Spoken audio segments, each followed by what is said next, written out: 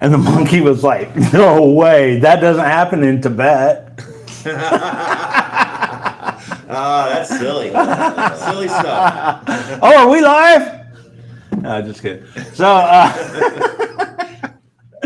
hi, you're coming live. I'm Brandon Todd, coming in live from the Medicare Gurus Salesfloor. This is the Medicare Gurus Sales Dojo. I'm happy to be sitting in today, helping the conversation. We're here every Monday through Friday at 12 o'clock Central Time.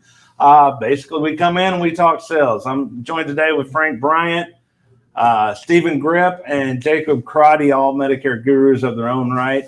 And we have an open format here. We come in and we talk about what's on our mind. There's a live sales floor out there that we're coming off of. You'll see people coming in and out, and we just talk sales. So who wants to start off today?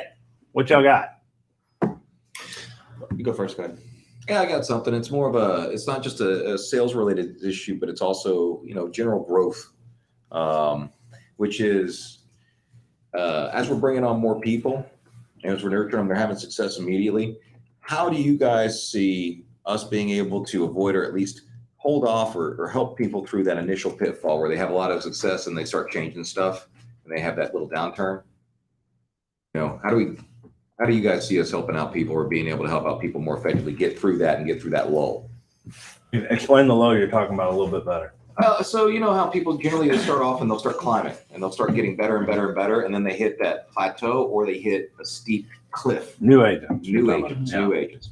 And even some established agents from other agencies that come in, do it our way, start having a lot of success, and then they change, and then they just have that drop.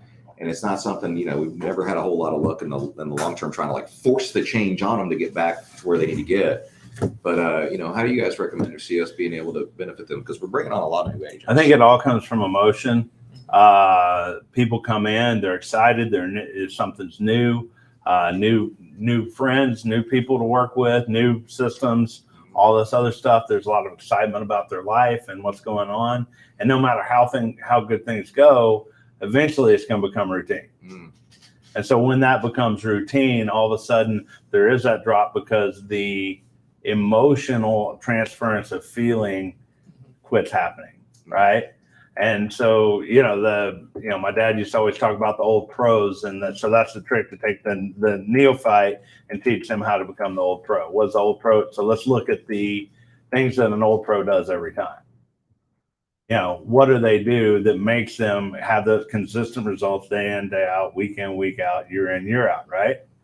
Well, first of all, doing the same thing every time. Not, being able to control their emotional state, but having the ability to make those sales where they're not dependent on their emotions. It's not dependent on how you feel today and all that. Like the old pro can come in, catastrophe could just struck at home, could have lost a loved one, could have whatever, get on the phone, boom, I'm here, I'm with you, we're going through it, It's not about me, and they do that consistently. So I'm framing that as best I can to say, that's the goal. And now back to your question of how do we bridge that when that emotional low starts happening and get them to where they have that consistency? What do you guys think? Well, two things that I do. One is I always use the expression missing the forest for the trees. You are struggling as a new agent at the time. You're just digging yourself in that, you're hanging onto that tree. You're like, I can't see the greatness of this opportunity. I'm only hanging on. I'm only seeing the negative. I'm only seeing that what I've been doing has not been working consistently. And I say to them, you're just hanging on to this tree, man. You are not seeing the big picture. Everyone goes through ups and downs in sales. Everyone does. The greatest. And that goes to my second point. Even I share personal experience. Even you? Yeah, I do. Believe it or not. Yes, I do.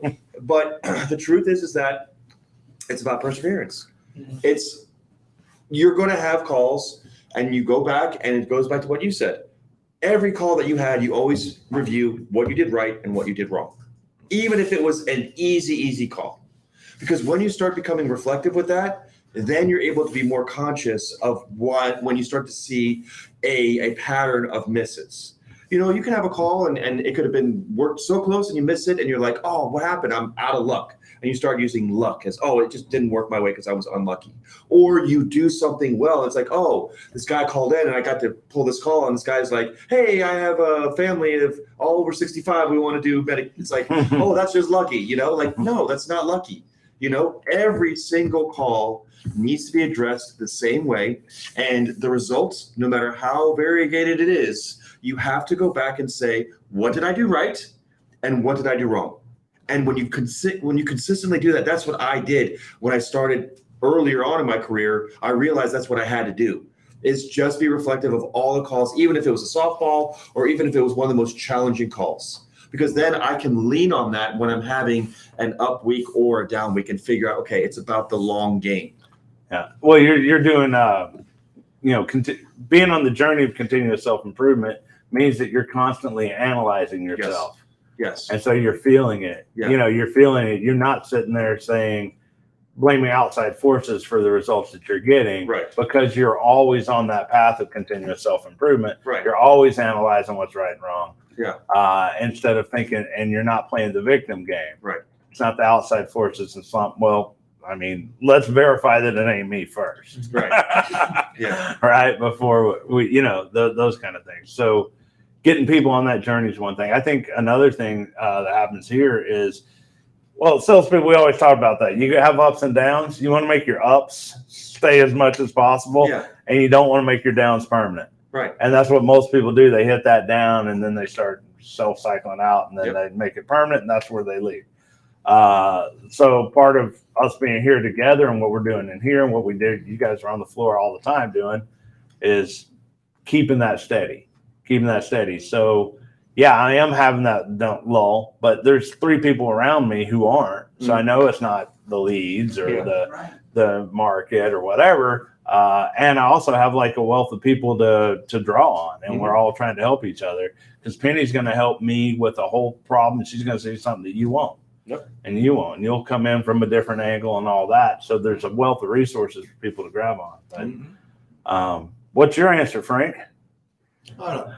What do you think? I don't really have an answer. I was asking a genuine question on that one. Yeah. I mean, one of the things you just said really registers is that, when people are around you, and if there's some people having success on your floor, then we know, especially like in our environment where we have equalized opportunity.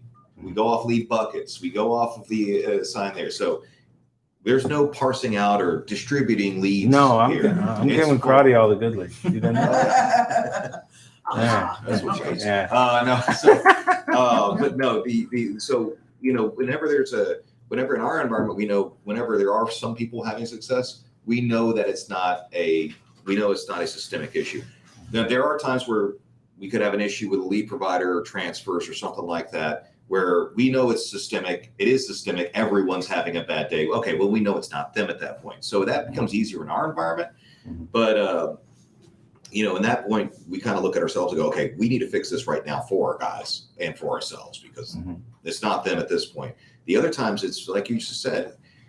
I mean, who here hasn't had a slump in the last 3 months? Like at least a few days, a couple of days bad, right? Absolutely. Did anyone else sell something that day? Right. So we know it's not just the environment, right? So I think just being able to cue that up, and without saying, well, everyone else is, doing it. Well, everyone else is doing good. It's just you, but just kind of letting people, like I've been good at leading people and going, so are you saying that no one else has made any sales, or is anyone else having some issues, the same issues? Because I'd like to help fix them. And then they're like, well, no, other people are having, okay. And that kind of self-realization comes in. Well, I think the other thing, a lot of agents out there, we were talking yesterday about, was yesterday or the day before, about salespeople not having the foundation to be good salespeople, if they're only selling free products. And then the customers get spoiled, and you can't replace a free product with a free product because they don't know why they're buying insurance in the first place. Right. All they know is they're not paying. Right. Stuff like that. So people aren't having that foundation of success. I think one of the biggest things is if you're an agent out there watching, you have to have a foundation upon which you work that's not dependent on your mood or external circumstances and all of that. This is what I do. This is what it works. This is what I know works. I'm always telling stories about when I was first trained with Dad, but it's relevant because that's where everyone is, and the things you learn in those early days are the things that, to this day, 25 years later, are still the things that matter. But Dad would always, okay, Brandon, when we're going at home, sit down at the kitchen table. Don't sit in the living room. No one buys in the living room. You sit down at the kitchen table. Why? Well, because business can be done. You can lay out papers there, all that. The living room is where people relax. The kitchen table is where people break bread and connect. There's a magic to being at the kitchen table, so he would teach me those things. And then I go on a call. I was cold calling for my childhood veteran. We'd go out together, and we go in there. He'd be in the living room just sitting on the couch, writing the apps. At one time, he didn't even tell the lady to turn off the TV. Yeah. And I'm like, Dad, yeah, you have to, he goes, well, I'm good enough. I can do it. I should have. I really should have taken her to the kitchen table because now you saw me not doing it, and all that. But then I'd see Dad also get in a slump. He'd miss a ceiling. He'd miss a couple. Back to the kitchen table. Mm-hmm. That's what he would always say. It's time to get back to basics. Let's get back. Walk in. Hi, how you doing? And he'd had this thing that he did. And we're going to go back to here. It's the back to basics, Do those basic things right. Mm-hmm. And if you know what those are, every good athlete knows, like if you're going to, a pitcher knows, I learned when I was pitching baseballs, point, push, bend.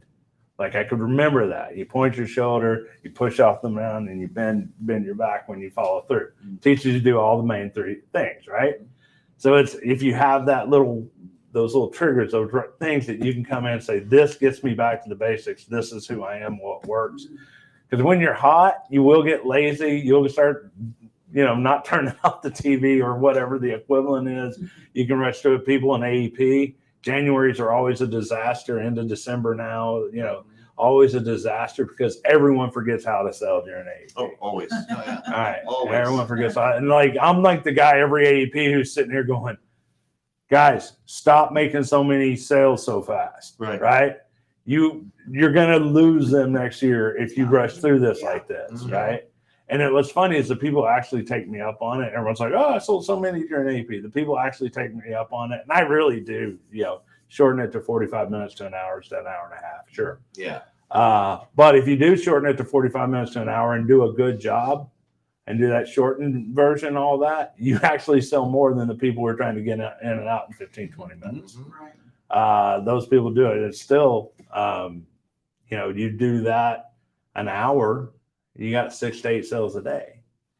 If you do that right, there's no shortage of people who are ready to buy when you're in AEP, when you're talking. So you still do it that way. But then I'm just rambling today because I'm in the top seat again. But yeah, it's that main foundation. You always have to go back to it. The old pro, what we're talking about, does the same thing every time. Can do it in his sleep, knows what works, what doesn't work, and how to do it, and doesn't get swayed by the day.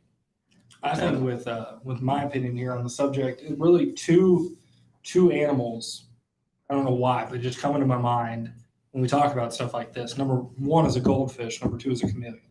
Mm-hmm. When you get into that Ted Lasso, the TV show, it's got that great line where it's like, no, I want you to be a goldfish, to have the memory of a goldfish. After it's happened for 5 seconds, forget about it. We have a sign on our fridge at home that says, worry about the things you can control. Don't worry about the things you can't control. And that's what I do after every call. Like you said, with the self-reflection, with going into it.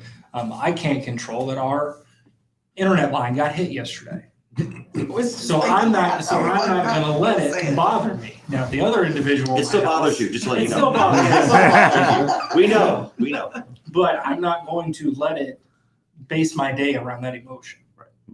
That's what so many people in here do. When you get in the slump, everything is negative. When you're negative, you bring everybody down with you. It's you having the self-realization to say, look, I know I'm good at this, but I need to see where I messed up. Let me forget about it after I figure out where I messed up and let me move on. Because if you're just living in that despair the whole time, you're just going to keep going down and down and down. The second part is, and this is kind of one thing I pride myself on too, I consider myself a little bit of a chameleon. Mhm. And that's just being able to blend in with a majority of people. Like the call recording we had yesterday where me and John were talking to a lady out of Georgia, Mhm. and we were looking to find her rheumatologist, and it's the only rheumatologist in the area. And so I pull it up, and I told her there was this restaurant place that was like it was like chicken salad. Mhm. It was like fried chicken in chicken salad. Like they actually fried it and they made the salad with it. And so I was like, okay, so we're looking for rheumatologist. What's this chicken? And I was like, have you ever ate here? And she goes, no, but my brother's ate there and he loves it. And I go, all right, we'll find your rheumatologist in a minute here. Let me look at this menu. And we went through it and she was so hesitant at the start. And then now we're over here talking about different recipes and everything like that. Mhm. And sure enough, by the end of it, it's another one where it's like, yeah, whatever you suggest, that's okay. Yeah. Just go ahead. That's one of the things. Even So Yeah. title this the Chicky Technique by Jacob Crotty. Yeah. Yeah. So that's the whole thing. You go find a chicken restaurant and near them, you get That's this. true. Well, let me ask you. You find something cute around them that they would connect with, right? Yeah. even Jacob, one of the things he does really well is that even the things that do bother him, like when his dog blows an ACL or the cable goes out or something like this, he actually uses those stories and even some of the frustrations. He turns it into like a funny anecdote to connect with his clients with. His standard is making connection and some of the ironic and just making a joke out of it. And it's his story. They're authentic. It really happens. And he talks about this stuff with his clients and his clients love him. They start laughing with him on it. I couldn't talk for a week, and I think that was the most I've ever sold. I'm like, I'm just so sorry. You should actually take that. Like, ask Penny, too. It was bad. Yeah. Like, was bad. but like, I couldn't get more than like 7 words out, and everybody's like, oh And my they're trying to help you. I'm so sorry. Here's my checking account. Right. Thank you. We I got it. They're called. All right. So the next sales tip of the day is lose your voice. Act like you're They're losing trying your to- voice. Go to Canada and come back. There's my tip. Travel to Canada for a day, go to Montreal, come back. So I was going to ask you, how do you handle slumps? Because you're back going on the upslope. You had a slump, and then you're just we all see you starting to get back on that upslope again. Yeah. Well, I think one of the things, and we've talked about this in here before, is that what I'm trying to do is help people. And not every person you get on the phone can you help right now. Some of them can't. They have no SEP, or they, are in the best plan, or whatever the thing is. But I talk to them anyway, and I educate them a little bit about something, and just starting to get back on the phone, talk to the people, and then I'm just like, okay, we're doing this, and I just keep going with the whole thing of having that basis, that fundamental. I want to help people, not how fast can I make this sale. That's not what I'm thinking about when I call them. I want to see, can I help them? Oh, they need help with this. Well, they don't need that, and but we talk about what's going on, and I find out if there's something I can do that can make their world better. I think that I honestly I sit by you, and I just see you like. Your demeanor when when I'm in a slump, the whole office knows. Like I am grumpy Gus. Oh, God, yeah. It is the worst. Yeah. But with you, and it's just my observations, like your voice, it changes because you want to help people, and you're like, you're more eager to help. Like, please, I know what you need. But then when you're hot, which you are right now, it's like, I'm here to help. Like you understand that. That they need help, Yeah. but you're more relaxed. Yeah. You are able to say, hey, I'm here to help you. If you want it, I can do whatever you want. But if you don't want it, best of luck. And I think when you do that, they hear that genuine voice. And then they're like, okay, this woman does care about what I need. So I'm going to give her a chance. And then boom, you got it. Yeah. It's really great to see. Yeah. Thanks. Yeah. Are you saying it's a difference in confidence and kind of sounding desperate? Is that? Oh God, you walk this floor, you can tell when people get desperate. Oh, absolutely. Oh, dude. It's so easy. You can tell when they have something going wrong at home. Mhm. You can. Yeah. The energy is different. What does it sound like when they're desperate, Jacob? It sounds like you're begging. So like for this example, like I've heard people just say after every sentence, be like, is that okay? Is that okay? Is that okay, Mr. Todd? Right. Mr. Todd? Okay, Mr. Todd. Okay, Mr. Todd. That Mr. sound Todd. good? That I'm sound like, good? I'm like, we are Yeah. not. There is a time and place for it. For the Mr., for the Mrs., you always want to be polite. Mm-hmm. But at the end of the day, this is a peer-to-peer connection. Mm-hmm. This is yes, Mr. Brandon Todd is my client. He's Brandon to me. I'm Jacob to you. I'm not Jacob Crotty, Medicare guru agent. Right. It's a relationship is Brandon and Jacob. But the people, when they get in slumps, they're just so afraid to, I think really what you said is create that personal relationship because they're almost afraid to let their guard down. Yes, exactly right. Because the more no's you get, the more up and goes, and you get so afraid of just being torn down again.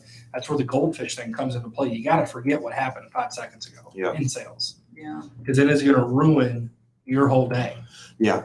And to piggyback off of what you said, you're exactly right. People that, and you don't want to say desperate, but they're overthinking things. They're slumping. And what you can hear, not so much desperation, is they're cognizant of their sales voice. They think, okay, I'm doing bad, therefore I got to change how I sound on the phone to sound more like a salesperson. I don't know what it is, but they're more conscious of, okay, this is what we're going to do. Let me explain to you this. Let me explain to you that. And it just comes off very disingenuous.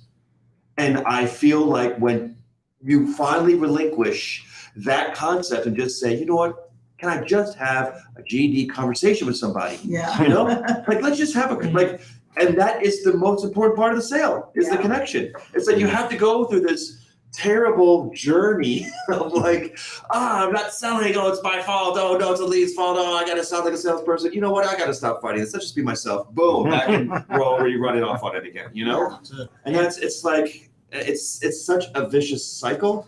But when it gets to where you're at, it's like, let me just talk to somebody. Yeah. And that's what we do as coaches and as mentors is like, walk away from your phone, take a lap, come back and have a conversation with somebody. I don't want you to sell anything. Just talk to somebody like a normal human being. There's even been times where I've had to say to people, I want you to have a conversation and not be worried about pissing anyone off. Just say what's on your mind. Yeah, exactly. That's And- awesome. And turn around. Guess what? That happened recently. What happened? Started selling. Sold everything Back up. since. Yep, exactly. Stop being afraid of what the response is. Yeah. We speak truth. Truth doesn't care about consequences. Go. I think what makes me laugh is when it's the opposite. When you want to talk but they don't. Uh-huh. I had to get myself to shut up yesterday because it was one of the guys I wrote yesterday. He was a referral over to us, but he was already on Medicare and everything like that. I've already talked to him before a few times, and he called in and he was like, "Yeah, let's go, let's do it. It's time I get myself covered. I'm already 79. I've been on A and B for 14 years. Let's get it done." Okay, perfect. Start the app and we're talking. Say, yeah, you're going to get an email signature. And he goes, man, I got to get me a new cell phone. I got that 3G in there. They're like kicking it out here pretty soon. Like I can't pull anything up. I don't get phone calls. And I go, I just replaced my phone. And he goes, oh, you did? And I go, sit down for this one here. So me and my dad went out to Lake Belton last Saturday and went through this whole thing for like the full 5-10 minute story. And he goes, yeah, man, that sucks. So do you need my checking account? Oh, no. I was like, all right, cool. I can tell you just want to get done with. We've already had those chats before, but I was like, No one cared about your I was story. like, what? You don't want to do a little bit of the pillow talk? I was like, what? So I was like, Poor baby. What a all right, problem back to have. to reading this boring application. Could I just give you money? That's exactly what it was. It was like, we're at the last page, which is the premium with Mutual Omaha. And I told the story. It's like, oh, yeah, that's great. So you need my checking account. This guy's literally like, can I pay you something to make this stop? Yeah, I gotta be anywhere else but here. That's why he's almost 80 and hasn't bought a med sub yet, because everyone wants to talk. Right. I just want to buy the insurance. I don't want to talk to the insurance agent. This is a personality trait of his. He likes to tell stories. You accuse me of grinding people down? What? Well, okay, I've talked to him before.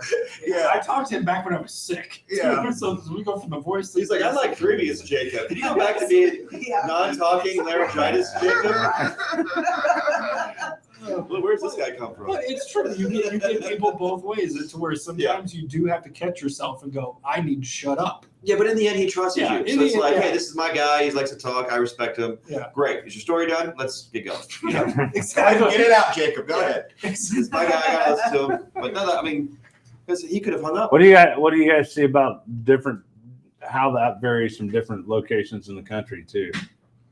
Oh, absolutely. I mean, it varies a lot because the reason I like working with Jacob is because we have very similar styles, but we have different personality traits when we're on the phone. Like he is, as he talks, Southern comfort, just as it drips out of your tongue like molasses, like super comfortable. And when he's talking to people in the South or the Southwest, like they just sit and talk stories. But I'm a Yankee, so I'm talking to people like we move fast, we talk fast, and they're ruder up north, but I don't care. Like their way of communicating, and we talked about this earlier, is that when people are hearing them talk and they're rude, it's not that they don't like you, it's just that they're comfortable with you. Like, oh, this is crap out there. You do this. I know exactly how you feel. This is stupid. And then boom, we bond, Right. We move super fast Yeah. and we get stuff done. And then we're able to tell stories very quickly. And I know the area well, just like he knows all the areas well. And I think that's, why I'd have more business in the North and the Northeast. And Well, there's a lot you have to do with personality matching, but Yes. but even so, you got to be a chameleon as well. Yeah. That's Yeah. what it is. You get on the phone with someone from L.A., meaning Lower Arkansas, compared to someone in New Jersey or the real L.A., yeah. right? You're going to have whole different. I mean, that's three completely different personas there Yeah. that you're going to be Yeah. dealing with. But that's the fun part. You're talking about the Jersey guy, I'm talking about the Jersey, Manhattan, yeah. Philly, Boston. I mean, not so much Massachusetts, but like a lot of people in the Philadelphia area, New The York quick, area. dry. Let's go. Yeah. Let's go. Yeah. Yeah. I know. And you're right. Yeah, The more direct they are, that means they like you more. right. And a lot of new agents feel intimidated by that. When they start yelling at you and they start expressing their feelings in frustration, they think they're being accosted. But it's like, no, that's how they talk to people. Right. What about you, Benny? Yeah, I do well with the folks from New York and stuff because they just spit it out, whatever's on their mind or whatever. And I'm like, oh yeah, no, you don't want that because and I spit it right back. We just get on it if that's how they are. But I know what you're saying about the North. Yeah, and pushback the is a different sign of reasons. respect up there. Yeah. When they're yelling at you, and if you sit there and apologize, you're done. They're not going to listen to you. But if you talk back to them in a rude, but in a very like professional, but also like argue with them, and you go toe to toe with them in terms of conversations and stories and disagreements, they'll respect you. Those are the ones that I love that they're like, Yeah, that- yeah. Hey, do y'all want to play a stereotype game? Not at all. Let's play name a state. but I like the ones where Oh, come on. Hashtag cancel this, liberals. They're like, this is the 7th time you called me, blah, blah. And I'm like, whoa, Yeah, exactly. that ain't me. Right. I ain't called you 7 times. Yep. This is number 1 here. And they go, no, you haven't. You called me. And I go, check Yeah. your phone. Yeah, But it's those people that if they come in hot, yeah. you got to be hot. You gotta be If hot. they come in soft, you got to be soft with Yeah. it too. Yeah. It all depends. You have to be able to adapt yourself Right. to the situation. If you want to hear So some we're all fun chameleons. calls, listen to Jacob's call after he talks to someone from the South going right to someone from the North. He's got to like jump it up, or like the vice versa, where you're like talking to somebody from the North, and it's Yeah. like, all right, oh, Mississippi, hi, how are you? And you gotta pump the brakes, Or it screws with you because you call in Florida, you're not sure what you're going to get, and then the New Yorker answers like, hey! Yeah, that's the fun part about it. That's the best part is trying to figure out where you're gonna go. Well, Yeah, you call Austin, Texas, and everyone's from California now. So Oh, one of the things though is that, and a lot of people don't realize this when they're doing it, and sometimes it's subconscious, is that mirroring and matching their tone and their pace, that's all good, but that's kind of superficial. What you guys have gotten really good at is finding something that person is interested in talking about or passionate about talking about and getting on that side or engaging that conversation. So it doesn't have to be Medicare or sales related either. I've heard you guys talk about gardening. I've heard you guys talk about stuff that you have no interest in whatsoever, but they do. So you will be very surprised, like the old school rancher that doesn't say anything but yep. Nope. You start talking about what they did for a living, and he'll talk about rodeo for 3 hours and get really into it. Yeah. The guy in New York starts talking about how he ran a concrete company for 17 years. Literally watching rocks dry, that can be a very interesting conversation. I mean, that's one of the great things about it is that when you see Only Frank Bryant does that. Concrete is literally watching rocks dry. it really is. I mean, it's just liquefied rocks and lime. Let's go ahead and let it dry. I mean, that's right. Yeah. Since you're the kind of guy who observes stuff like that. Well, and part of the reason is that, 20 years of phone sales and all, you get into all these conversations with all these people about the things that interest them. Right. Right. It's like being a chameleon, but it's more, it's getting in more in depth about it and actually taking time to learn, because people love to educate. Yeah. People love to see value in what they've done. And when you show interest in what they've done or what they do and what they like, they want to open up. Even people who hate talking will just, bleh. Yeah. And I mean, Yeah. I don't drink anymore, but it's like when you used to go to a bar, how do you engage people in a face-to-face conversation that are complete strangers? You start talking about other things like, hey, do you like whiskey? No, you start talking about like, hey, nice jacket. Do you like Formula One? Right. You start talking about these things and you develop a friendship off of that. Just add on to that though, you're having a genuine interest. Genuine interest. Because these people pick up, hi, how's the weather over there in Trenton, New Jersey? They know that we're coming at them to try and build rapport. But what we're doing is we're genuinely having conversations. That's all we're doing right now. Who here has ever asked a retiree what they did for a living? I do it all the time Oh, now. I have. You taught me that. How many have ever told you none of your business? Never. Not one. Right. Well, maybe like the ones that are like, well, I ran a trash company in New York City. I was about to say, I was the only one I had. He was like, yeah, I worked for the sanitation department. I'm like, which one? Ah. Click. And, you can get that. I got it. He's like, yeah, I bet you do. Let's talk fishing instead. Right. All right, so let's pull that back because you got we started out with how do you get people out of the slump. We were talking about Right. how to have those same things you do every time. Mhm. So you just brought up a really good one. Where did you work? All right. Yeah. When I was in homes, I always said, hey, have you lived here long? Mhm. That's a 2-hour conversation. No, I've lived here. I moved here 22 years ago. Before, where'd you live before that? Blah, blah, blah. What did you do? Da, da, da, da, da.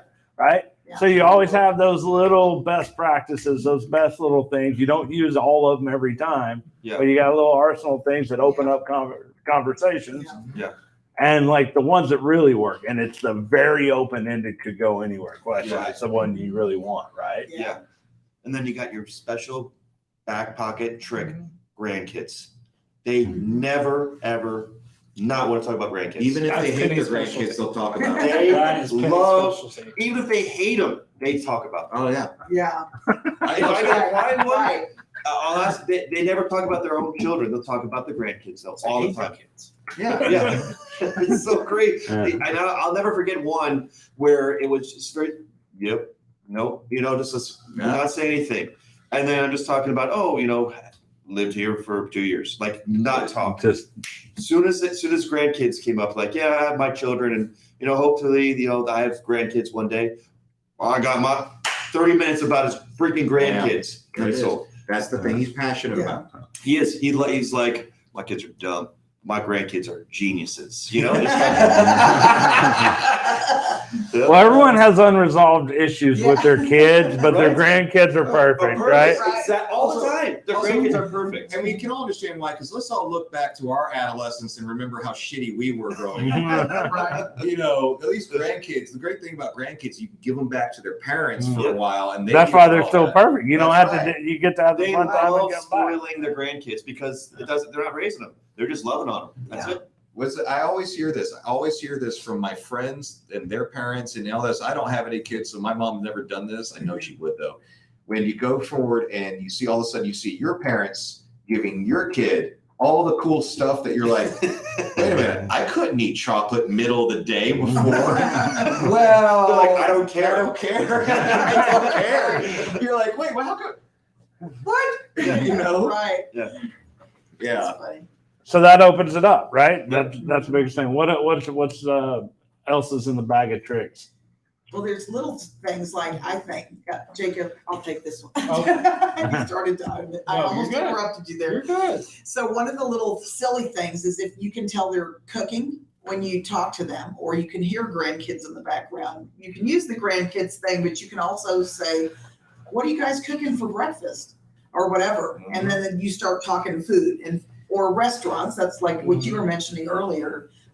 Any local restaurants or certain kinds of cuisine in their area or whatever that you can start talking about food, because food opens up a lot of doors too. Everybody eats. Yeah, everybody eats, and they have ideas about, no, not that kind of biscuit, the kind with, or whatever, They all have their things. likes and dislikes, the Yeah, things they like. they Everyone's have got their things. special thing they cook. Mhm. And That is one of the universal constants of the human condition. It's very powerful because you even break bread to like make peace treaties and stuff. It's like since primal days, people Yeah. get around and do business around food.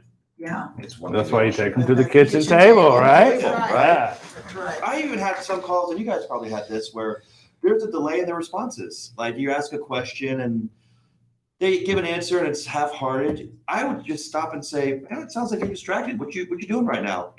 And they would say like, "Oh, it's watching TV." "Oh, what do you?" You just start a conversation Yeah. by just being intuitive and Right. listening to their responses. Yeah. If there's a delay or they're distracted, instead of trying to be frustrated, just realize, "Oh, there must be something else going on over there. Right. What you doing?" And then that way they're like, "Oh, they caught me." Like, "Oh, I better either pay attention or just mention what I'm doing," and then you have a conversation about it. Yeah. And they're like, "Oh, this guy's good." I sold 3 policies to a woman in Florida who was originally from Philadelphia. So you being from Philadelphia can already tell how that conversation Beautiful started. woman, I'm assuming. It just really, literally was screaming at me within 2 minutes, Uh-huh. and I had to set her back. We ended up talking about Star Trek for 2 hours. Oh, that must have been awesome. Sold 3 policies, and that was it. I mean, that's the thing. She was all about getting off the phone and just trying to push me into a corner until we started talking about science fiction. Turns out she was a Navy vet. She was commander of the Navy. Oh, I was in the Marine Corps, blah, blah. But really, it was Star Trek. I just had the biggest epiphany. You're saying that people from Philadelphia specifically are like really mean or rough with you if they like you. Correct. Then I must be the most popular person in Philadelphia. You are. You Because would be everyone I ever met in Philadelphia, I'm like, God bless, man. Like, Yeah. where are you from, Philadelphia? Oh, yeah, I'm from Texas. You like the Dallas Cowboys? What's wrong with you? Like, whoa, what the?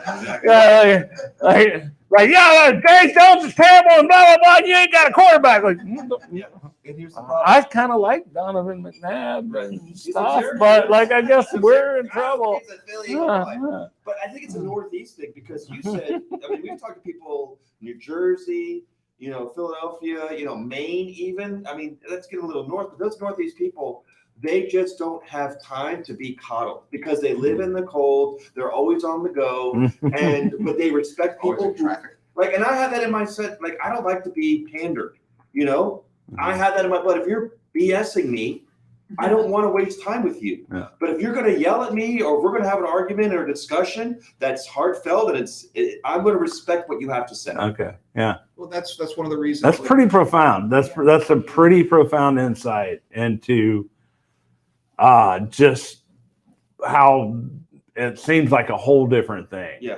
And it's actually a sign of respect. Yeah. Because they're being honest and real To with be you. honest, real with Yeah. you. Yeah, it just comes off at a different tone. Maybe I should move to Philly because that's totally me. No, Here's the funny I live in Austin, Texas for 8 reasons.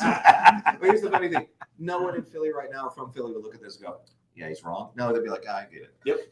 Yep, exactly right. They'd be like, these guys need to get to the point. I got Well, the trick is that okay, yeah, talk to them about the grandkids. Whatever. Let's go. How do I sell mess up? Well, the trick is if they sound mad, you just got to tell yourself they're not mad at you directly. They're mad at something else that's triggered at you. Yeah. Just don't take it personally. Yeah.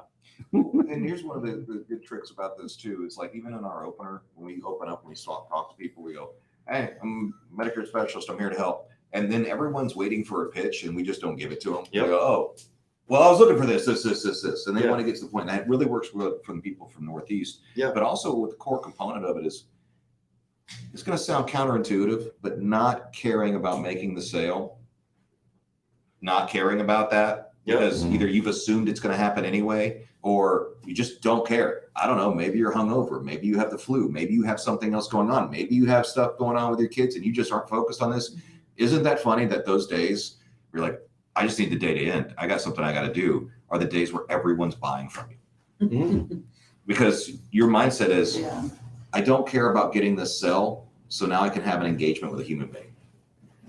And people kind of sense that. They gravitate towards people. You gravitate towards people who can give you a mutual interest, but people that are kissing up to you, they're demonstrating they can't actually give a benefit to you. They're trying to take a benefit from Right. you. That's correct. So people go, oh, you're a toady.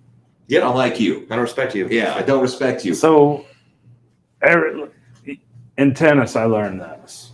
Don't worry about the score. Mhm. Martial arts, don't worry about the outcome. Every focus on what you're talking about. Focus on what you can control, right? It's kind of the same thing. I cannot make someone pick up the phone. I can control my dials, Mhm. how many dials I have. I can't make them buy from me. I can control how I handle the presentation, Mhm. and I can up my percentages. But a bomb could blow up right as we're closing the app. Who knows, right? Exactly. There's a lot of stuff I can't control. The things I can up my percentages, but not that. Now, the people who are successful long-term in sales, what they do is they look at that long game. Mhm. If I do this all month, I'll get X amount of sales. Mhm. Today doesn't matter. Tomorrow doesn't matter. It'll go up, it'll go down, but I'm going to do the same right things every single time, month in, month out. And at the end of the month, they have consistent results. You can't look at their days, can't look at their months. That's taking the long approach. If you look at it like that. So I don't care if I make this sale right now. I know at the end of the month, I'm going to have my numbers Yeah. because I'm going to show up and I'm going to put in X amount of time every day. And I'm going to be fully present in every conversation I have. And I'm not going to waste time between calls. And I'm going to do all the right things. And then when you know that, then you're like, okay, so I'm selling 30 a month. How do I get it to 40? Okay, now I can start tweaking these little things. And really, I mean, weekly is even a little, daily, you just can't.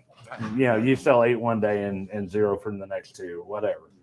Weekly, you can kind of see what you're doing, but monthly is a really good measure.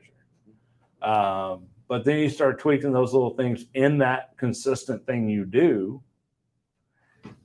for a month at a time. And then you see your numbers start to go up or down. Right. And that's the pro. That's the real pro and what they're thinking about when they come in. Because they're like looking at, I'm only doing what I can control. I'm not focused on outside circumstances. And if I do these things at the end of the month, these results will come. And then how do I increase that? And there's another. And then that keeps you from being emotionally dependent on outcomes of any specific call or any specific day. Remember, the biggest thing you want to do is keep those slumps from becoming permanent.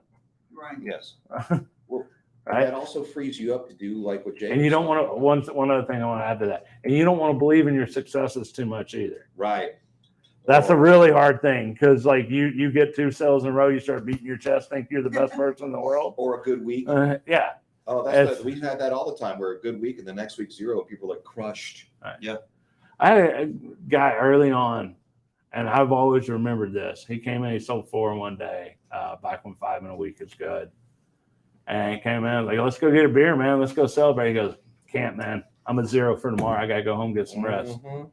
I like it. Yeah. I'm at 0 for tomorrow. I mean, he had an amazing day. Yeah. I'm at 0 for tomorrow. He's already thinking about the next day. Like that's like one of those things someone says, and you say, let's pocket that into our best practices and all that. The things we always do. Dude probably owns an agency by now.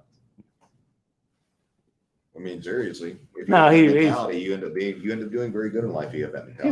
He was, but he didn't know the support structure he had under him was helping him and what he needed. So There he you made go. some fatal mistakes. That happens. I think he's making a living now. Guy should be a multimillionaire, but Yeah. From what I hear, he's making a living. But that idea is I'm at 0 for tomorrow. I had a good day. Don't be afraid to celebrate it, but don't believe it too much. Right? If you're doing the same things consistently, for a month at a time, and you know what those are and they're right, well, your good days will come. If you're going to believe that was all you that day, then believe that it was all you on the 0 day, right? the truth is you're doing one thing that's going to have the results coming in throughout this time and be paying attention. But also, what did I do right? What did I do wrong? Consistent based on the game I'm playing. Yeah. I think that right there, to answer your initial question on that, is taking that long, big approach, knowing what the best practices are, knowing how to do the same thing every time, controlling what only you can control, and having that arsenal to call upon. That's what keeps people out of big slumps. Well, I do like the concept of one thing though that really helps out is with the mentality of either it's a foregone conclusion that I will have success over a long term, or if it's a, just not caring about this particular cell and just wanting to have that connection.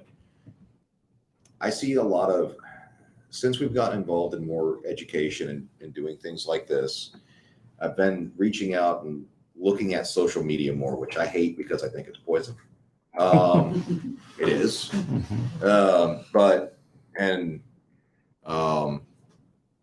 One of the things I saw was like, when you look at sales memes, they're really, really like, okay, well, a guy's been in sales for 6 months, do this. I keep on seeing this recurring meme, which is my face when the customer talks about something that isn't related to the product. They're like, ugh. And I'm sitting there going, well, every time I hear someone getting into a conversation, a client opens up to them and they keep on trying to direct it back to a plan G, they don't make the sale. Mm-hmm. The people that start talking about chicken salad places make the sale. And Chicken, what was it called? chick. Let's send a shout out. We're going to go and see if we can order some for that place. It sounds delicious. See, I'm piggyback on the same thing. And to quote the great Rob, is it McElhaney from Always Sunny in Philadelphia, when they do the day man, he's like, I'm not going for laughs, I'm going for gasps. Yeah. Laughs are easy. Yeah. There's some days where you just want to mix it up. You're Yeah. like, you know what? Maybe I'm feeling myself. Maybe it's sad boy season. Maybe I want to cry a little bit too. I'm like, you don't know this yet, James, but we're going to cry together. Yeah. We're going to cry on this phone call. And Penny has seen me done it. That's why she is laughing, because she knows there have been people to where like that one The lady that he made her cry. there was two ladies. One of them, I swear, I was almost related to her. Make your customers cry. We were getting to like locations of kin and everything, and it was like, it was getting too scary. But there's just there comes a point where it's not always a comedy routine. Mhm. It's not always I want to make you laugh to get your trust or break your walls down. There's some times where you have to be like, look, like I'm emotionally invested in you. I want you to be emotionally invested in me here. If this is something we need to cry over, we can cry over it. Cool. I've cried on the floor before with someone on the phone. It shows that you care. Mm-hmm. So it's not always, I got to make this person laugh. We got to laugh. We got to do this together. We have to do this together. There's times where you just need a good cry. Just cry with them. Mm-hmm. Well, I had one this morning that was telling me about her situation, and then I knew someone that had been in a similar health condition and similar situation, and we talked about that for a while. She doesn't need to change anything. She's fine. It's not a sale, but I'm sure she's calling me back in October to see the new plans, because. We talked to, the connection was there. And now she understands, that I'm really here to help her. And, I told her what all my hopes for her future were until then. And, to take things one day at a time. It's going to get better and better, as her rehabilitation goes on. And it is going to get better and better. But anyway, it was the relationship that's what was sold today. And I'm for sure she's going to be talking to me again. So those are you the better kinds of set an things. appointment. You better set a hard appointment. Yeah, Call I you back. did. All right. I did. Don't hope that they'll call you back. Make sure you Right. control that, I right? did it. So yeah, I think that's kind of our identity here as a company. It's that intent also. And like if I even have a bad month, and always self-improvement, always analyze, I need to know why and all that. But that doesn't bother me because I know where I'm going to be a year from now, 5 years from now, 10 years from now. I've committed, I made up my mind myself that I will be successful and I will do whatever it takes to be successful. So I'm on that road to constant self-improvement. You know, if that's humbling yourself, I think it's just the way, and all that. So the ups and downs don't bother me because I'm on my way. I'm on my way no matter what. It is inevitable that I will be successful and I will be more successful next year than I am this year, et cetera, et cetera. But the intent is, and the way to do that, you have to have the magic, the things, the methodologies fit together and the mindsets has all got to integrate. But I'm looking to build relationships for a lifetime with my customers. I don't see a sea of objects out there that I gotta get something from, or I gotta, everyone, or I sold him, that's like the very rookie ego-driven stuff that is too prevalent. Too transactional to do that. It's too And it's people's ego and they don't last. But what you guys are talking about is building lifetime relationships with customers and doing it in a way they never come back. If you make sure that you're saying those things and giving voice to that to where they realize that's what it is too in the appropriate way, then it will actually become that. Not just a one-time deep emotion that was lost. You say, okay, I'm going to be your agent for life. I want to be your kids and grandkids agents too.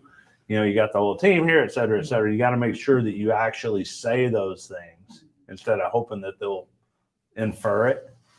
Because they're just like, well, she was so nice, but I don't want to bother her. No, she said she wants to be my agent, my friends and family's agents for life, and my kids and grandkids. So, Yeah. And they'll be telling them, hey, when you turn 65, don't forget to call Penny. Well, I'm No, gonna I'm gonna tell you, don't worry about it. and this is gonna be a shock to everybody.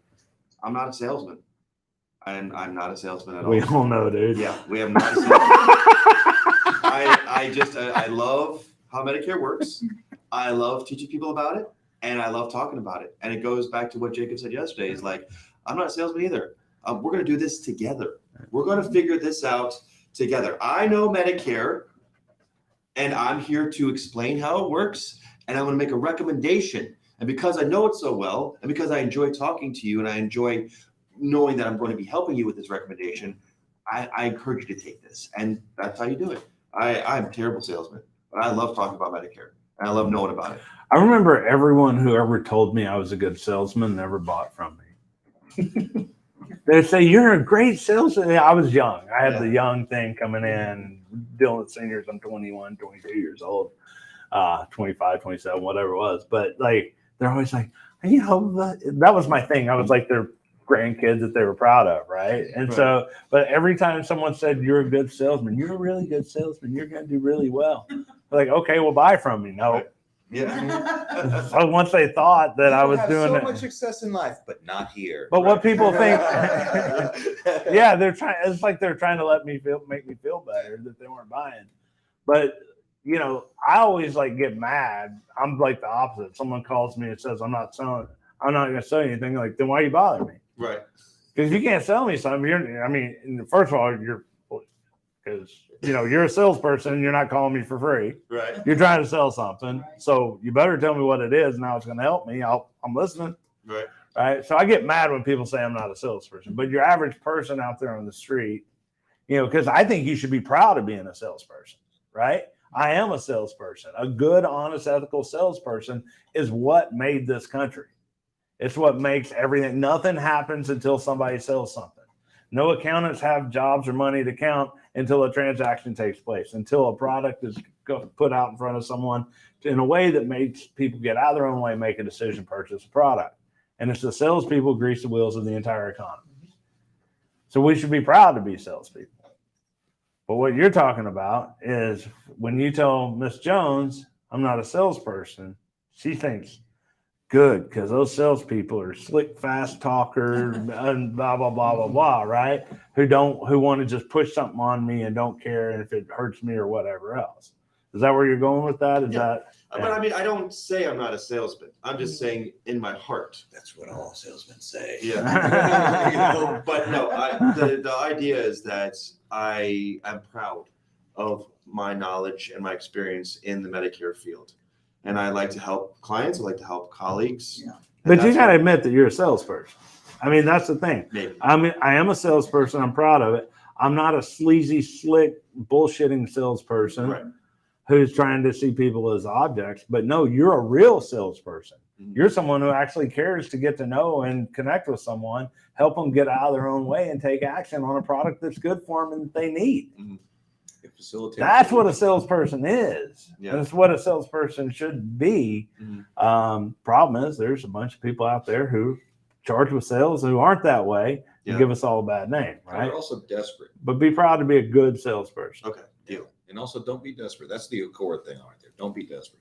I remember because I was always what's my closing percentage? What's my closing percentage? That's the way I measured myself. Because eventually, when you're at the top of the board, you go, I got no one to compete against. So that's my closing percentage.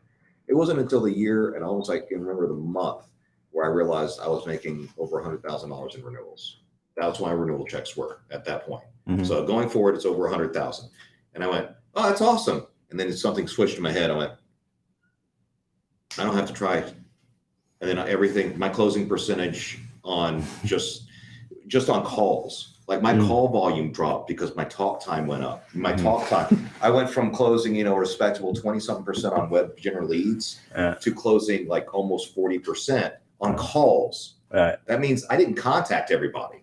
So people would look at it and go, Frank, you made 20 calls today. Why'd you make 4 sales?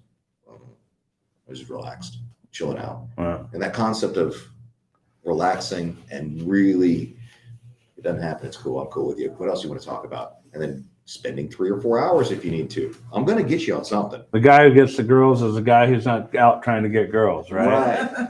Right. Right. I'm serious. Poor Penny. Guy talk. It's true. He's like, yes, I know. Yeah, she knows. Exactly. Is that, Penny, I'm sure she saw all the groups of guys and the get some chicks guys in her day, right? Yeah. There's a whole group of guys. I'm going to get some chicks. Right. Here's the pro tip. Don't look like you spent more They are. time None on of her them hair did. than she did. If you look like you had to go from work to change to go to this club, probably overdoing it. Dating advice. Dating advice from Frank Brown. Hair advice from the guy with no hair. I thought you were flipping him a bird. One of the best I ones. will. One of the best ones ever is I had to help Frank with the deal. This is probably like a year and a half ago. He had to leave. I think he had like a BA appointment or something. He was just starting an application. He was like, "Hey, can you finish this Manhattan for me?" I was like, "Yeah, I'll help you out." And I was like, "I'll just do the app. I'll do the signature. We'll take care of it. You need to go." He was like, "All right, I'm going to get Jacob on." Now remember, he's not as good as me, but he'll get you taken care of. And so then, he's like, "All right, here's Jacob." And I'm on the phone and I'm like, "Hey, Laura, whatever." And I'm like, first and foremost, I have more hair. So who do you trust? The guy with the flow or the guy without the flow? And she immediately was like, I like you already.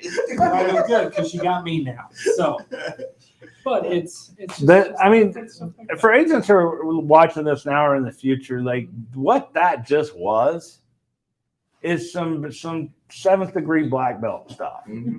For a team of people to be able to work together so friendly on the phone, talking like that, being real human beings with each other and Bringing doing your all that. clients in on that journey. That's also why we're cutting each other up and all this Yeah. other stuff. And this is what you would do if you're at a bar with your friends, if you're hanging out Thanksgiving with your family. You're going to do these things. Do those with your customer. Your customers are people.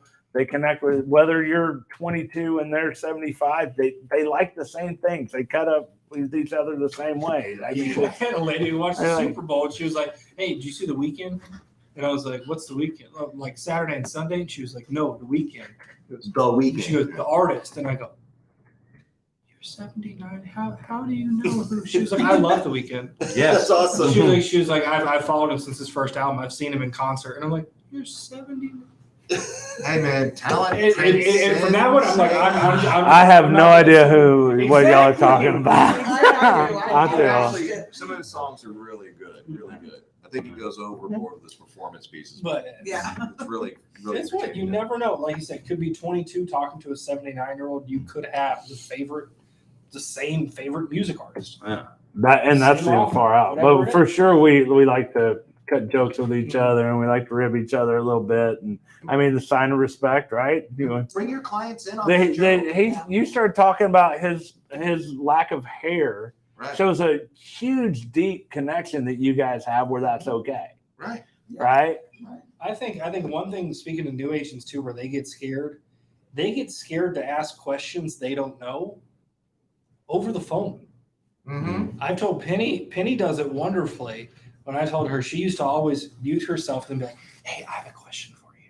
No, don't Like, mute. can you? And I'm like, just ask the question. Don't mute And it. then I heard her yesterday. Oh, I got so pissed because she had a question. She goes, "Let me ask my senior agent here." And so I turned my chair and she goes, "Hey, Steven." And I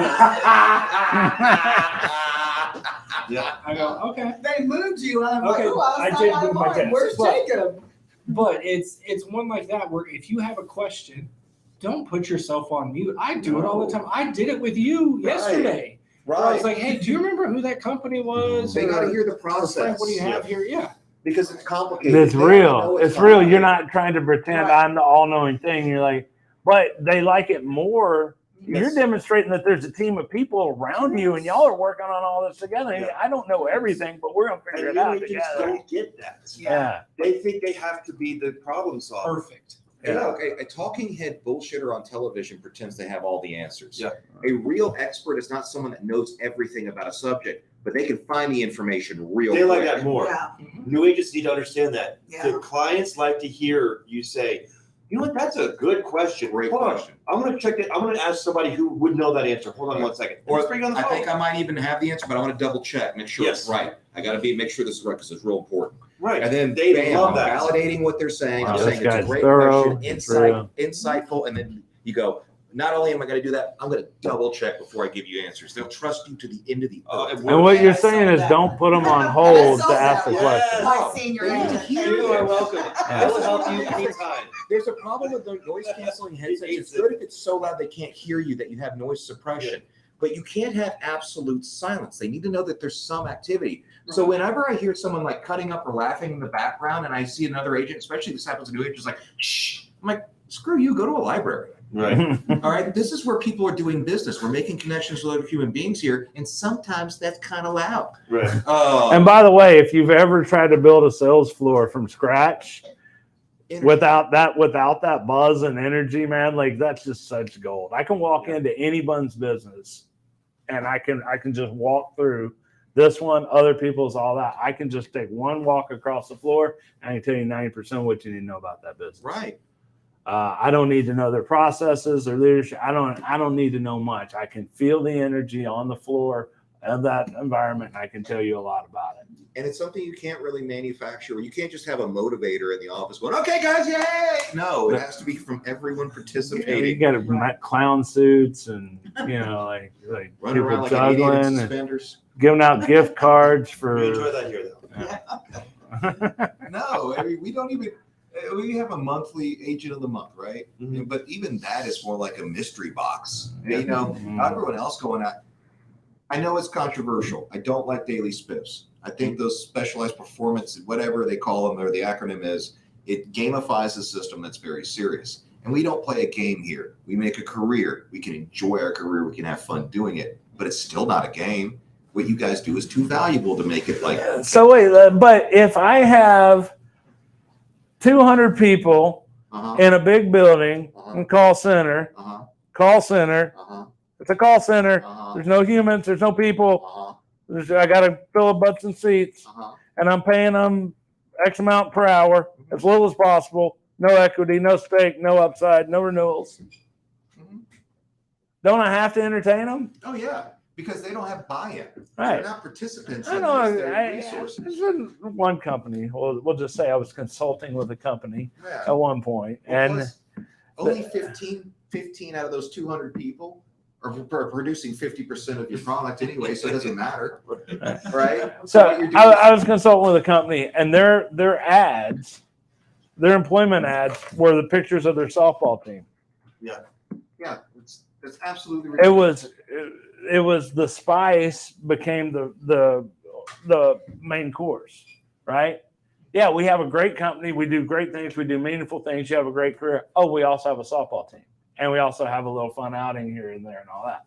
But they were trying to attract people that were there for the fun and games and all that, Even because they didn't believe in themselves was the bottom line, and who they were and what they could offer. And that's the big executive 7 layers of management thinking, and the big call centers, lots of butts and seats, and then, oh, well, our culture's not good. Well, let's get some people onto our culture, and let's have some activities, and let's do some little things and all that. You end up with high-paid managers whose primary goal is to try to motivate people through activities and games, and that's not healthy either. Right. When really everyone that's in a leadership position in a company should be there organically through their own experience, but also is not there to entertain people. They're there to provide support and foundations for people to have success. Right. And if you're not doing that and you're sitting there trying to say, well, what's another game we can come up with to like reward one sale, their first sale Another of the day? spiff, or You're this spending and a long this time other on the stuff. wrong thing. It's Right. fluff, and it doesn't matter because the Yeah, I mean, if you come here, like I want you to have 10-year goals. And you can't really be successful in insurance if you're not in it for the next 10 years. When you start out, you guys have blinders on because you got to become a whole thing different than what you are, right? And if you don't put blinders on and say, I'm in this for the long term and I'm going to go through the ups and downs, you're just not going to, you have a little success, but you're not going to be there for the long term. Now, is this job in itself rewarding? Are you looking at that long-term career? That should be your reward. We were talking the other day about, certainly don't ask me to praise you. no. I mean, because like if you're looking for me to praise you, well, I may fail. I may not notice how great you are, but your paychecks will. You do something. I might be busy. I might be emotional that day. I may not like the way you cut your hair. Who knows? We may not click, but that doesn't, I'm looking at Grip. We may not click. No, we do. But that doesn't keep you from being on your path. Cowboys. We haven't gone there yet. Oh. Season has not started yet. So, but that doesn't keep you from going on your path, right? And so you don't need that. What I'm trying to get to is there is a deeper, more profound reward system in what we do. And that's in our own success, being on our own path, the connections we make with customers, knowing we're doing the right things, and that the beauty of a job done well and coworkers working together in a great environment, that you don't need the games. No, you don't. That's the biggest I thing. hate those games. I remember we had them at the What's hockey, a- at the hockey team. Producers hate those They games. had one that was Supervisors like, hate I remember those it was games, like Mario Kart. Y'all heard of that one where everybody gets like a different color balloon. You Go Cowboys. 3 balloons on your Orange chair house. and you get to like pop people's balloons, and I'm like, can we just shut up and get back on the phone? I don't have to listen to some stupid Mario Kart song while I'm on the phone when I'm trying to call, or I'm talking to a client, or you're popping a balloon behind me. You're like, no, it's your turn. Come up here. Making Shut up. money. Spin the wheel Shut to up. see what I don't care. card you get. I And don't care. I'm making money. Don't bring me into your distraction. we're talking about how big companies try to have a horrible culture and then give you gift cards and little games and spiffs instead of doing something deep and profound. Yeah, so you should create a culture where excellence is the expectation and the norm, not something where this one person did something really awesome. No, awesome things happen every day here. If We just that's our if standard we had a for awesome. softball team, That's how you what win Super position Bowls. would you play? Oh gosh. Cheerleader. Cheerleader. Second base, What'd you say? second base, center field. Wherever you need me. That amen. There you go. That's a great team player. Right there. Water boy, I'm good. Let's do this. Cheerleader, I can do it. Second base, I'll try. Elevator, I'll try. But yeah, wherever you need me. How's it going on the floor? Good. A lot of conversations. A lot of people to call back in October. Yeah. Yeah, this is a weird month for that. You get a lot of that. Yeah. So, But we're having a pretty good pace for the start of the month, especially as the start of July. And it's coming right off a holiday. So I was pleasantly surprised that we didn't have that sleepy wake up from a Monday off. So we actually did No. pretty good. I don't know about you guys, but like 3-day weekend was way too long for me. I was I like, don't like him coming in on Tuesday. No. Because I'd with rather me, have a I'm a Friday big, off than have a Tuesday. I am a Show big, and up. this is what I was actually going to talk about today here. I'm a big believer in routine Uh-huh. and being ready to go when it's time to go. Mhm. The one thing I can't stand is if work starts at 8, I'm here at 7:15. Mhm. I get my coffee, I get my water, I sit down, I start my emails, I prep for my appointments that I have that day. I have everything ready. That way by 8:05, when that meeting's over with, we're on the phone. Right. It's not get here 7:59, roll into the meeting, let me go get a coffee, let me go to the bathroom, let me chit chat a little bit, let me stretch and warm up, and it's 8:45. You already lost 40 minutes. Mhm. You lost all day by that time. You've Yes. already started that day in mediocrity. Mhm. The way you start your day sets the tone for the whole thing. If you start your day slow, you're going to be slow all day. It's one of the reasons I dress nice is because it's my uniform and I have to go through a regimen in the morning just to get ready for work. So I get to have my coffee and I get to take my time and I brush my teeth and all that stuff. And by the time I get here, I've already been up for over an hour. Oh, and I bet I look like a psychopath driving in here because I like to listen to like And Tom. I heard you were going like 45, 46 today. Yeah, really gunned it. Like, you know, slow when I'm always like yelling at him.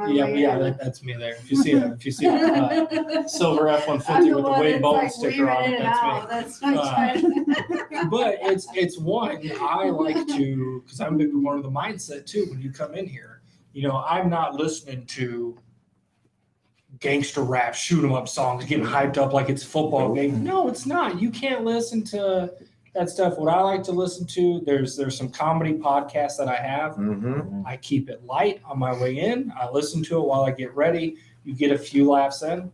That way, when you've already started that laugh for that day, you're like, okay, it's going to be a good day. All you're listening to is screamo music, whatever it is, very aggressive. You're going to be aggressive. I love my Sirius XM for comedy and for the X Faction talk radio because it does comedy talk radio and you laugh. You just laugh in the morning. Mm-hmm. And I only got a 5-minute commute. That's also another thing. Same. I always live really close to the office, so it's easy. Same with me too, but 35-minute commute. So. It's okay. We make enough money here shortly for you. You can move wherever You know where want. I've gotten where I do? I don't listen to radio in the car anymore. Yeah. I completely, I own my own mind. Mhm. I have so much going on, so much I want to do that I've learned that I'm a news junkie. If I'm going to listen to stuff, I'm going to listen to more news and stuff like that. I started getting that in my head. And then music, like if you find the right music, it's okay. But like it takes so long to go out and find the right music and put it on your deal and do that. Like I've just never gotten to it. Yeah. But when I'm coming into the office or I got something to do, I've found having that off, boy, I have my own thoughts and there's no distractions. No one's putting anything into me. And I can come in knowing exactly what I got to do. what are you doing? Ready. So I usually listen to music. I was talking with my mom when I was wanting me to call and talk to her, but like you said, that's just too much drama. I love your mom. She's so Clip that, cut that. But there's, that would kind of just a little drama that goes on. Everybody knows talk to your mom. There's a little drama that goes on there, but she has to fill me in on all things sister, brother, their stuff. So there's a little drama, but so I quit that. I usually listen to music. And I have a playlist. It's the same one, pretty much, and it's medium. It's pretty tame. Yeah. I've personally been rediscovering the music from like 10 or almost 20 years ago that I used to like. That was high energy, like my old workout music. Mm-hmm. And that's actually been doing really good for me a little bit too. We've been throwing some of that stuff on the radio here. I think whatever you can find you to get you just in the right state of mind. Whether it is if you do have the ability to just sit there and be in your mind, I'll do that randomly too, where I'll just turn everything off, just decompress from it all. I mean, there'll be times I started doing this 2 years ago, seriously, just for straight conversations with some of these folks. Is work doesn't start here till 8. I usually get here about 7:15. I like Frank. I live 5 minutes away. Doesn't take that long. I get up at 5. And I just have the nudes on in the background. I'll do stuff downstairs. And I'll just look for things to kind of catch my eye. Because guess what? The people I'm talking to come 8:05, 8:06 are the people that have been up since 4, 5 o'clock that watched KCAN. Yeah. We can talk about what's going on, what was on that show. And that's where a lot of people that are, on the younger end of the spectrum here, kind of like I'd say I am, but I don't count myself. But that's where a lot of people have that disconnect is you don't necessarily want to have the same routine, but you want to expose yourself to how their day goes by. Mhm. Because they're the ones that are up watching the news. They might have something. I remember when Grip was talking about a guy who was watching a TV show. I heard the Jeopardy theme song. And I go, are you playing Jeopardy right now? He goes, yeah. And he goes, me and my wife used to play. Like, I just watch it by myself now after she passed. And I was on the phone with him, and I go, I'll play with you if you read me the question. Yeah. And he's like, okay. And we did. We did like 4 or 5 questions. There you go. Like 4 or 5 questions. I was like, I love Jeopardy. And I was like, are you going to watch The Wheel next? And he was like, I don't like The Wheel too much. And I go, I know. And then we started talking about like Price is Right and Drew Carey versus Bob Barker, you know, whatever it is. But I am a it's, Drew Carey fan, but it's not the same. it's not the No, same. not the same. I stopped spaying and neutering because of that's actually a joke. Well, that was a hobby years before now, wasn't it? Okay. After Bob stuff, it was like no more space. Part of me died. No more space. But it's everybody. I think that's a key component to anybody doing this business is you have to find what works for you in the morning. So when you have opportunity, you're taking advantage of it. You're not wasting it on, let me go get a coffee. It's What it is creative avoidance. You're not trying to handle your stuff, or you're trying to avoid some form of rejection so you don't feel confident. So you try to find something else to do instead of just getting to it and getting it done. or say, I'll wait till somebody calls in. I don't want to call anybody at I do the same 8:05. thing with That's just losing the day. You're not Yeah. you're not on point. What I see and what makes you guys so successful is full integration of your lifestyle into what the requirements of your work are, what you need to do, that your goals and ambitions in life are integrated within what you're doing. And you know, you have that full integration. You are fully you. And anyone out there like that, it starts with commitment to it, and then you can integrate all of those aspects of your life into a coherent system. That's the key. Starting And with that the works for commitment, you. because the way I can actually live wherever I want that's in proximity to work and build my life around this is because I put in the work first and then made enough money to where I can do that. Yeah. And that's the thing. You have to commit to this first before you say, I want to change my life. Well, you can't afford to do that unless you're making about 200 grand a year. So enjoy. You know, you better get to it quick, and you can do it very fast. And once you start making 200 grand a year, you're like, that's not that much. It's not. It's really not. Yeah, then you start, yeah. I mean, every level you get to, you go, ooh, that's not that much. I don't have blank you money, but I do have let's talk about it money. Especially when you start having kids in college, and kids with cars, and all that kind of things. That 200,000. And you start realizing start realizing what retirement costs. I mean, if that's even a thing. But challenges and things that come up in your life. You know, like I don't know, Uncle had cancer, like, and he was in Thailand, and like, I mean, we had it was $50-some thousand we paid to get his cancer cured, but we had the money, right? Not because we're like, oh, he's got cancer, let's go sell something. No, because we've been doing it for many years before, because God knows how many challenges are going to come up in your life and what's going to need to happen, things like that. So, like when my grandma died, I had to go back to Georgia during COVID. Like when it was at its peak, don't worry about it. I got the Airbnb. I got all this. What else does family need? no. Done. I mean, that's a very liberating thing. And know I can come right back, immediately go back to work after getting the test and everything else. That flexibility and freedom comes. People say money doesn't make you happy. It sure does give you freedom. It makes things easier. It makes it a lot easier. And then you don't have to worry about something. Then you can really excel in life. Well, and what you were talking about, and I think we can close it kind of on this, is that feeling you get when you realize your bills are paid by your renewals. Mm-hmm. And how much better of a salesperson that makes you. Night and day. But that's what naturally happens. Mm-hmm. That's what naturally happens. If you're new and you're not at that point yet, you can still adopt that long-term mindset that I know if I do the right things that I can control, these outcomes will happen. And whether your bills are paid or not, by your renewals, those activities will pay your bills, and you can count on a month in, a month out. And then you can make the sale in the living room instead of the kitchen table because you get that. Yeah. I mean, that's really just, I'm that comfortable. They'll just follow. But I don't need this sale. Right. I need sales, Need sales. but I never need the one I'm in front of right now. And then they'll sense. I am a professional, and I am doing everything I can for you out of a manner of routine professionalism. Mhm. This is what I do. Mhm. We may or may not do business, but I'm going to do everything right to make sure that I've optimized the chances of that happening. And if I spend 3 hours with someone and then something happens, I don't get it at the end, Cool. I might need to go to the bathroom, then I can make the next call. And because I know I'm going to have so many of those a month, and so many of those will. That's a sign. Let's see who it is. But you're taking too long. Hey, it's good conversation. Hey Jeff, how you doing? I'll call you back. He's probably watching. Where are my contracts, Jeff? Not that one. Not that one. Different. Yeah. So I know you would pick that up. All right. I know you would pick that up. So if you want to learn how to get renewals, how to work in an amazing environment, you could actually get mentored by these guys right here.